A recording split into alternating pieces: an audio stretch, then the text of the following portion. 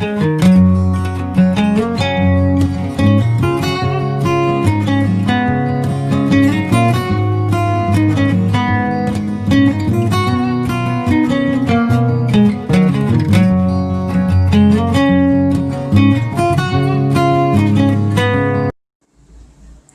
good morning.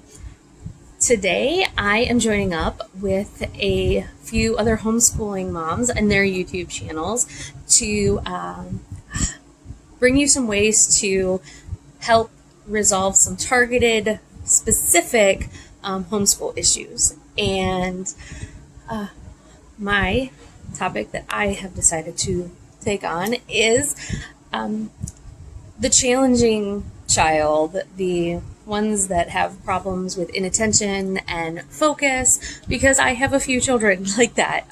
Been doing this for a while. I am going to share some items with you that I have found to help us out an awful lot. Some of them were inspired by recommendations from my children's teachers. My older two children, as some of you know, did go to public school and they were on IEPs. We have started homeschooling since then, and I'm starting preschool with my almost 3-year-old this year, and my 6-year-old is officially a kindergartner. So without further ado, I am going to go with my first absolute favorite product, and this is called the Wiggle Seat. And on one side you can see it has thicker nubs, and on the other side it has smaller, less pronounced nubs. Try each different side, see what works best for your kiddos. These are made by Tiny Octopus, and you can inflate them to the comfort level for your child. They're really great for children with sensory processing issues, autistic kids. They're great to help focus, and they're also very similar to a balance ball, so they'll help your kids build up their core muscles. And you're also probably going to have to give it a couple days for the novelty of it to wear off and for them to stop playing with it to actually see the benefits of it. But this has helped with piano and just getting our schoolwork done here at the table, and even at dinner time, just especially getting my 6-year-old to sit. So we're actually going to be ordering another one for my son, and I'm going to put my blog post up, but I'll put it in the description box, links to all of these items. So yes, that helps kids sit and focus, and it is kind of fun. The next thing is, we are very holistic. I know a lot of people don't necessarily know that. We've actually slowly eliminated regular ADHD protocol out of our home, even with my older children. And our start with that was this.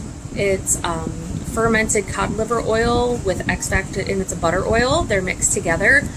We follow the Weston A. Price diet pretty closely, and we have found that eliminating surplus sugars and dyes, we do a lot of fermenting, and that's helped with our inattention issues and helped with focus incredibly. Now, that's not saying when we go to a family party or have parties with friends and birthday parties that my kids do not have cake or ice cream or things like that. But it's more of a special treat instead of an everyday thing. And we did notice my oldest daughter, with the change in diet and coming off of the ADHD meds, she went from being incredibly distracted with severe OCD symptoms to an honor roll student and almost no OCD symptoms. So that has been really great. For my 6-year-old, we also use the Kids Learning, or Kids Herbs, And I have this. It's called A plus Attention, and it's for children.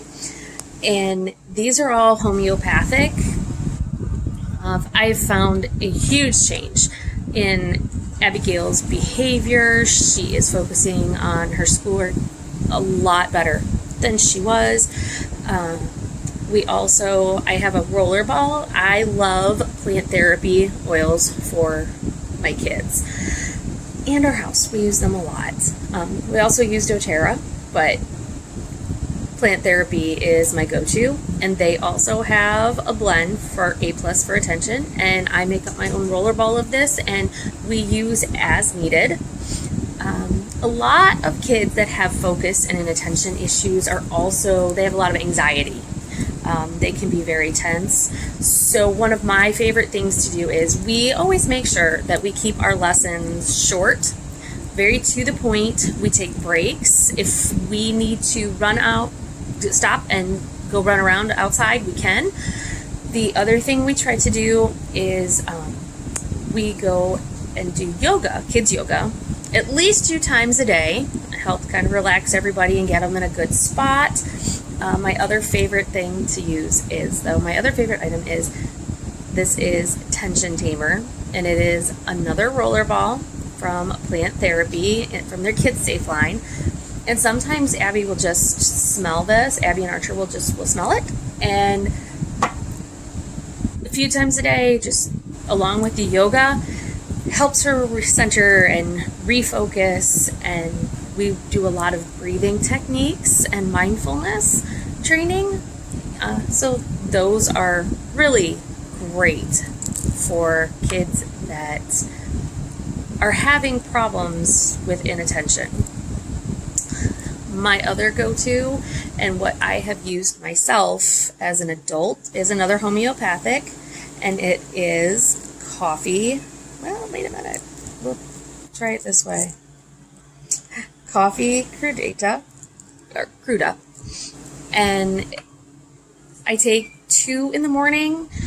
Occasionally I will give Abby 1, depending on the day, depending on what we have going on.